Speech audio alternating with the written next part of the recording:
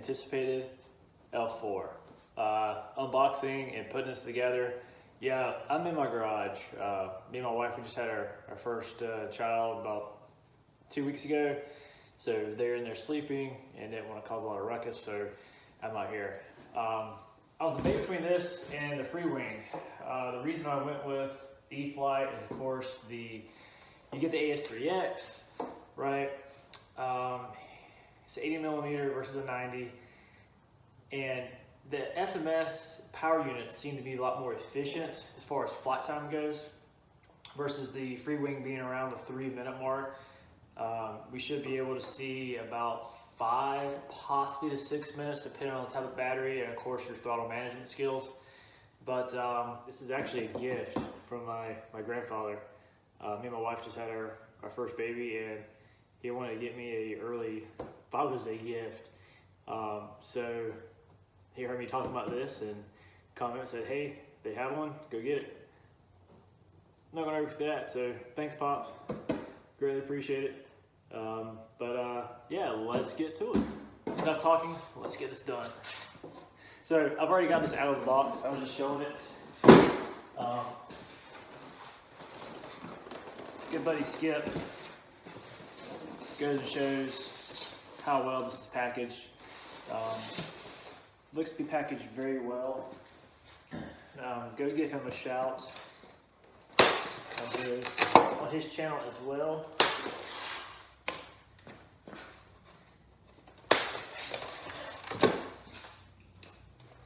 So let me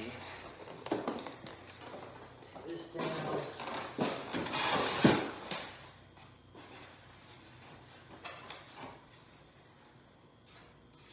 Oh, it's very nice smooth paint on there. Just kind of give you a little close up. Edges are nice. Very cool. So you gotta take the wings out first.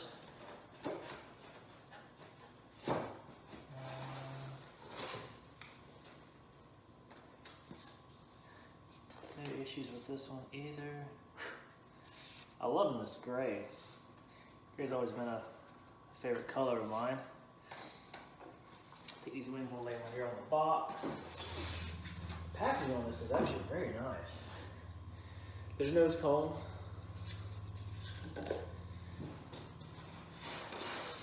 You've seen the ordnance, but we don't care about ordnance. We want the bird.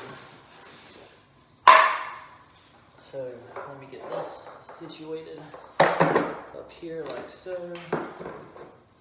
Go ahead and put this guy down in here. Wow, this is actually a little bit bigger than I thought it was going to be.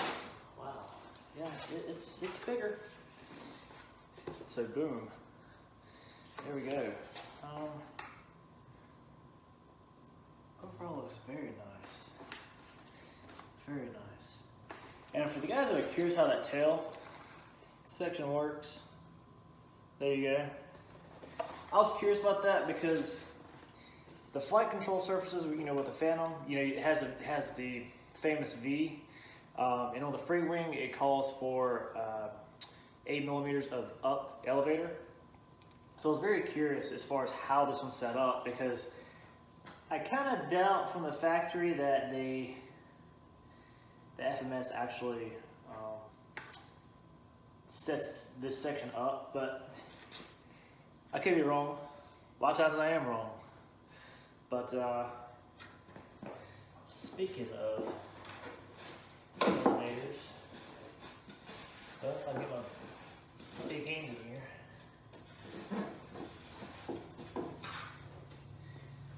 Very cool. This one has like a little bit of Gatorade, but it's gonna be on the bottom. I'm not worried about it. So I guess first thing to do is let's put the wings on. That way I can lower the landing gear and get rid of this. I don't like how this is so high up. So I'm going to put the spar in. Goes in pretty smooth. this guy in. And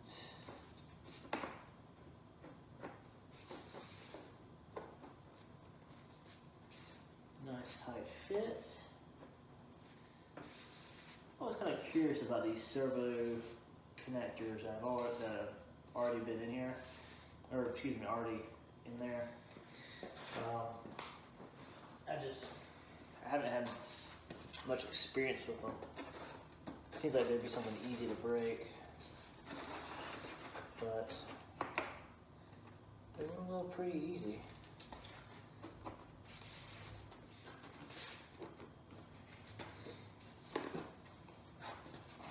Turn it around so we can see it better.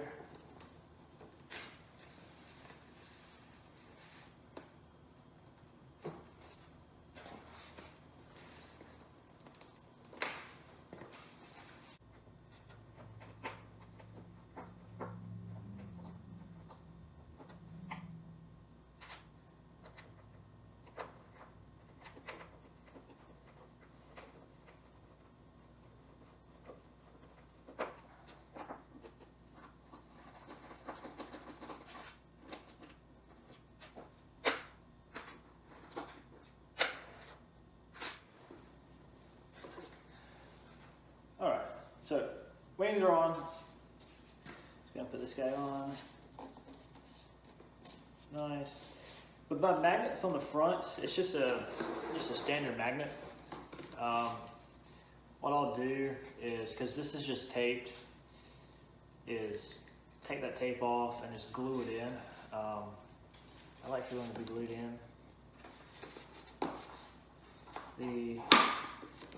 I like how that sounds.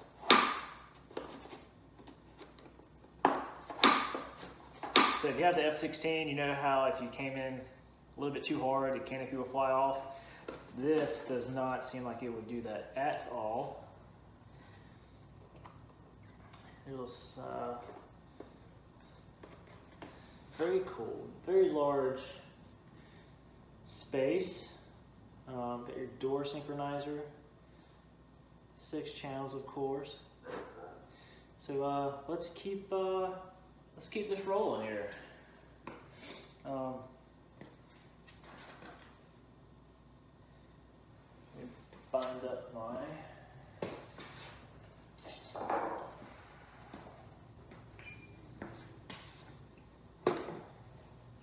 So I want to use safe just because I don't have that much experience with jets, especially the bigger jets. So with that being said, well, that's kind of stupid.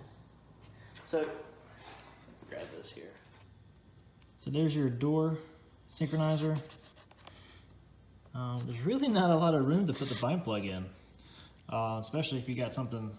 You don't have this on my controller at all times.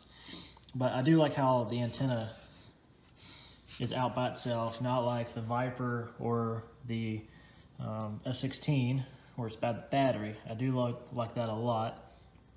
But let me get this bound and I'll be right back. Now is add the vertical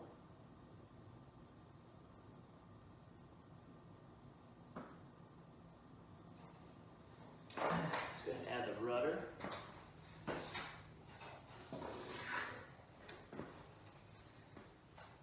Rudder is actually kind of small, but it is proportioned to the aircraft.